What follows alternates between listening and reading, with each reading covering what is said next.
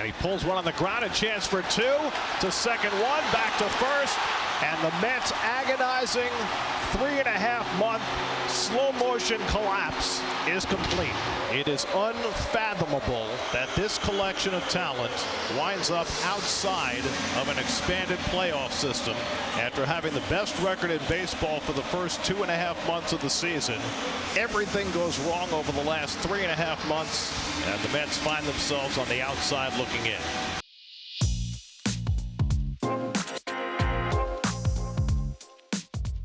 From MLB.com, this is the Morning Lineup Podcast. I'm your host, Will Leach. Today is Monday, September 29th, and Sunday was the last day of the regular season, which means we have a playoff bracket. Yep, a whole bunch of things happened, and we do now know the bracket, and also that 18-team seasons have ended. And I'm going to tell you all about it, and I'm going to do so in under 10 minutes. The regular season is over. Now comes the even better part. Well, unless you're the Mets. We go through tough times like a team. Now we're going to party a little bit like a team. We're going to do one league at a time because we have two acts in this podcast, and there are two leagues. It just works out that way, all neat-like. Heading into the season's final day, we knew 5 of the 6 seeds in the National League. The Brewers were number 1, the Phillies were number 2, the Dodgers were number 3, the Cubs were number 4, and the Padres were number 5. But that 6th spot was very, very much up for grabs. The Reds and the Mets came into the day tied, with the Reds holding the tiebreaker, so all the Reds had to do was beat the Brewers, and they'd lock in the final NL playoff slot with a wild card series matchup with the Dodgers on deck. All they needed was one measly win. Easy, right? One measly win. How much can a banana cost, Michael? Well, the Reds, they did not get that measly win. Jansen, way back. Danny Jansen, see you later. The Brewers grab the lead. Yep, the Brewers spoiled the Reds' fun, getting a 2-run homer in the 4th from Danny Jansen to give them a lead they would never relinquish in a 4-2 victory. The win was actually kind of a big deal for the Brewers. It was their 97th, surpassing the 2011 and 2018 Brewers for the most in franchise history. But it was even a bigger deal for the Reds, who now had to hope the Mets lost in Miami if they were to clinch their first postseason appearance in a full season since 2013.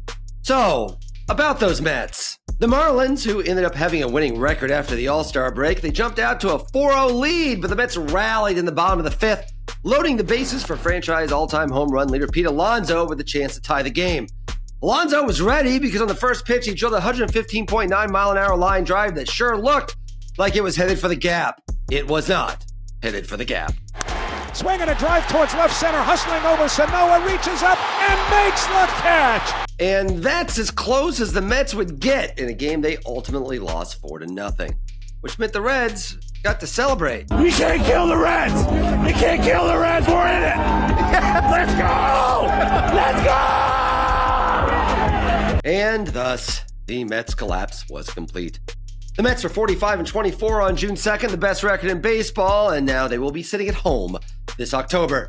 One suspects it's going to be a long, hard offseason in Flushing. But that's an issue for the Mets, not the Reds, who now get to head to the wild card series and battle the defending champs. Oh, by the way, guess who homered for them on Sunday? There's a high drive, left center field. It is gone!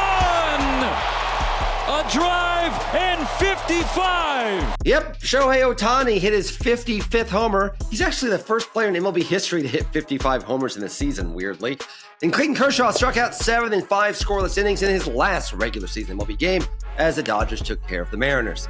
Cal Raleigh did not homer in that game, by the way. He ends the season with 60.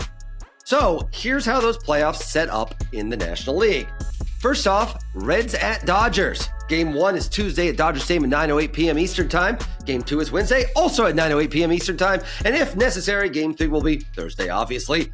All of those games will be on ESPN. The letters are in that order. The other series, which was locked earlier in the weekend, will be the Padres at the Cubs. The first time Wrigley Field will see playoff games in front of fans since 2018. Game 1 is Tuesday at 3:08 p.m. Eastern Time, with Game 2 on Wednesday, also at 3:08 p.m. Eastern Time. I assume it will be exactly at 3:08, by the way. If it's a minute later, I think we should be able to call a ball on the umpire. Both those games, as well as a potential Game 3, are on ABC. And of course, the Brewers and Phillies, they get to chill out until next Saturday. Have a nice week off, boys. So, that's the National League. after the break. Wow, if you thought that was compelling, wait until I tell you there is in fact a whole other league. They call it the American League. Yes, like the country. I know I used that joke in the podcast last week, but I like it, so I used it again.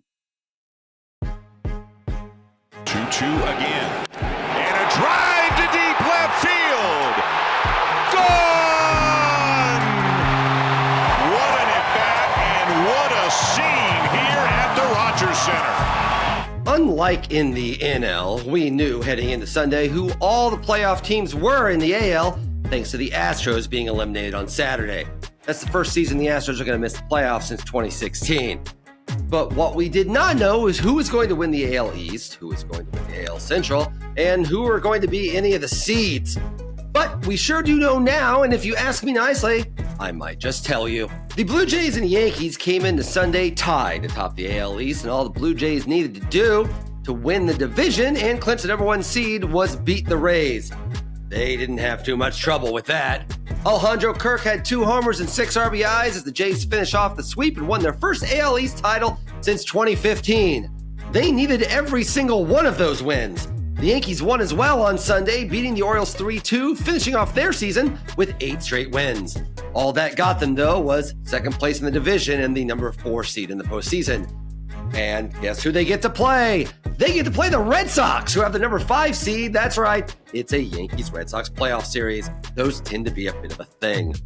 Meanwhile, the Blue Jays, like the number 2 seeded Mariners, get to relax until the ALDS begins next Saturday. The only other thing left up in the air in the AL was the AL Central, where the Guardians and Tigers were tied, the Guardians holding the tiebreaker. Both teams were already in the playoffs and already locked into playing each other, which really meant all that was up in the air was home field advantage in the wildcard series the 2 teams would be playing against each other on Tuesday. Oh, and also that little AL Central champion flag they get to hang in their stadium, those are awfully pretty. So now I could cheat narratively and say the Guardians won the AL Central on this awesome walk-off. And to be sure, there was in fact a pretty awesome walk-off. Swung in and blasted deep to right, down the line, off the pole. Can you believe it? Think of any words you want. Improbable, implausible, impossible. They all work. But I would never cheat you narratively. That was Brian Rocchio hitting a 3-run homer to beat the Rangers 9, 8, and 10 innings. And if the Tigers would have won their game earlier in the day, that would have been an AL Central clinching homer, and everyone would have lost their ever-loving minds. But the truth is, the AL Central was already decided at that point. The Red Sox had already beaten the Tigers 3-2, clinching the divisions for the Guardians. Ah, well, it was a cool moment nevertheless. And for what's worth, it did secure the biggest comeback in MLB history. The Guardians were down by 15.5 games at one point, and now they're division champs.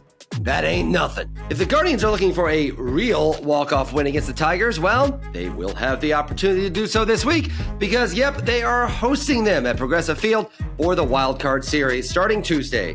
Game 1 is at 1:08 p.m. Eastern Time on ESPN, and they'll do it again on Wednesday, same time, same station. Game 3, if necessary, would be Thursday. And, of course, the other series, one you probably will not have a difficult time finding people who will talk about it with you, is Red Sox-Yankees. Game 1 is Tuesday at Yankee Stadium in prime time at 6:08 p.m. Eastern Time on ESPN. That's when Game 2 is as well, and a potential decisive and probably very stressful Game 3 would be on Thursday. And, again, the Blue Jays and Mariners, they're off until Saturday. They just get to watch like the rest of us. And that's the playoff slate. Congrats to all the teams that made it. But let us not forget those 18 who didn't. Let's give them one last mention in the podcast in order of the number of games they won in 2025. The Astros, the Mets, the Royals, the Rangers, the Giants, the Diamondbacks, the Marlins, the Cardinals, the Rays, the A's, the Braves, the Orioles, the Angels, the Pirates, the Twins, the Nationals, the White Sox, and the Rockies. Thanks for playing, guys.